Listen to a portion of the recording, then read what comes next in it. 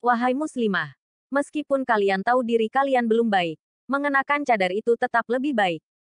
Baru-baru ini kita dihebohkan dengan aksi buka cadar di hadapan halayak umum yang dilakukan oleh mantan istri penyanyi Virgoun. Bukan sekedar aksi buka cadar, melainkan lebih dari itu, yaitu menyatakan berhenti mengenakan cadar di hadapan halayak umum. Sungguh, wanita muslimah mengenakan cadar karena Allah meski dirinya tahu bahwa dirinya itu belum baik, maka itu memang sudah kewajiban yang harus dilaksanakannya. Dan itu tetap lebih baik. Tapi kalau sengaja menyatakan berhenti mengenakan cadar di depan halayak umum apalagi diawali kalimat, saya pakai cadar karena Allah. Dan saya buka juga karena Allah, maka ini adalah bentuk amalan pelecehan terhadap syariat berhijab. Bagaimana mungkin amalan ketaatan terhadap syariat Allah yang katanya dilandasi karena Allah kemudian ketaatan terhadap syarat Allah itu dilepaskan juga dilandasi karena Allah? Ini sama saja melecehkan Allah. Karena seolah-olah Allah membolehkan melepaskan ketaatan terhadapnya dengan atas namanya. Nauzubillah. Berikut hukum memakai nikab atau cadar yang diringkas dari pendapat para imam 4 mazhab. 1.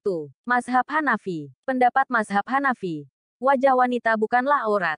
Namun memakai cadar hukumnya sunnah dianjurkan, dan menjadi wajib jika dikhawatirkan menimbulkan fitnah.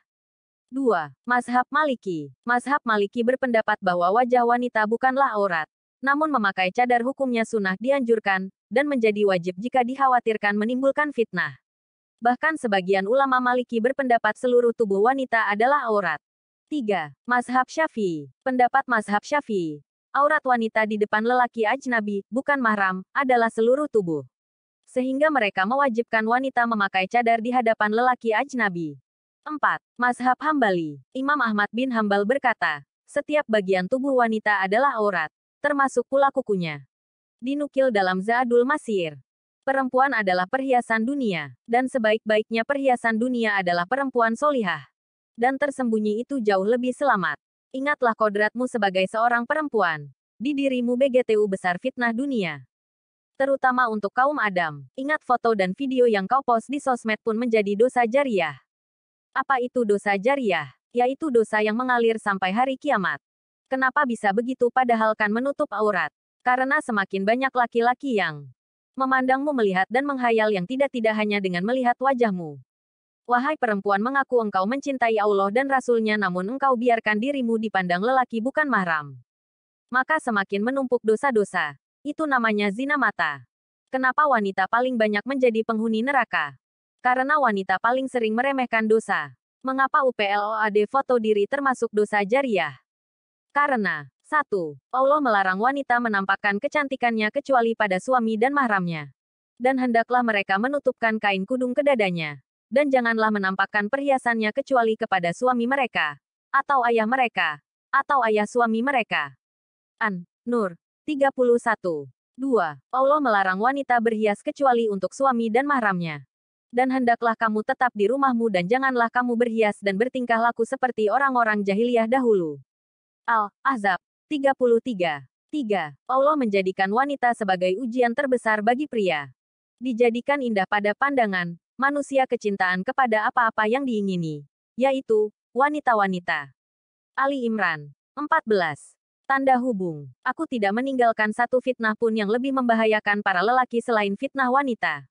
Hari. Bukhari 5096 dan Muslim 2740. Sekarang coba kita perhatikan fenomena selfie ini. Para wanita berlomba-lomba mengunggah foto terbaiknya. Dengan tambahan filter ini. WHITENING itu. Belum lagi lipstik dan lainnya yang digunakan agar semakin terlihat cantik di foto. Terkadang sambil memamerkan diri sedang berada di lokasi bagus. Atau sedang mengenakan pakaian bagus. Apa yang dicarinya? Sementara tanpa dia sadari malaikat terus mencatatkan dosa jariah untuknya atas unggahan foto yang ia publikasikan. Semakin banyak mata laki-laki bukan mahram yang melihat foto itu, semakin bertumpuk dosa yang dibebankan padanya. Semakin banyak laki-laki bukan mahram yang tertarik dengan kecantikannya di foto itu, semakin besar pula dosa yang ditimpakan untuknya. Jika kamu jadikan foto dirimu untuk berdakwah, apa sekiranya kamu temui lukisan atau patung diri Aisyah radhiyallahu anha yang beliau gunakan untuk menyebarkan Islam? Padahal beliau hidup di zaman yang manusianya pada saat itu mahir membuat patung. Maka adakah satu patung atau lukisan diri beliau? Maka dari itu solihah janganlah menampakkan kecantikanmu lewat foto selfie walaupun BECADAR. Sebab perhiasan terindah tempatnya tersembunyi. Semoga garis bawah menjadi garis bawah renungan. Editor, Siti Khotijah. Berlomba-lomba dalam kebaikan sare ilmu ke orang lain.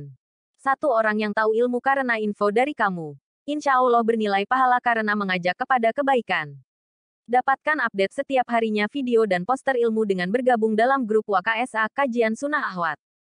Dari Abu Mas'ud radhiyallahu anhu berkata, Rasulullah shallallahu alaihi wasallam bersabda, barang siapa menunjukkan suatu kebaikan, maka ia mendapatkan pahala seperti pahala orang yang melakukannya. Hadis riwayat Muslim. Bisa jadi Aswaja senang dengan masuknya Hanan ke NU karena terafiliasi HT dan IM yang tertipu dikira Hanan tobat dari Salafi. Karena di Mesir mazhabnya Asy'ariyah Sufi dan Asy'ariyah Haroki. Asy'ariyah Sufi diwakili JT, Asy'ariyah Haroki diwakili IM. Semakin jelas pengakuannya. Klo beliau dulu mantan JT dan IM alias Haroki. Bukan Salafi seperti tuduhan kaum NU yang saking bencinya terhadap Salafi, hingga menfitnah beliau seakan berpemahaman Salafi. Padahal jauh sekali perbedaan dakwah Hanan dan dakwah Salafi, bahkan sangat bertolak belakang dengan dakwah Salaf.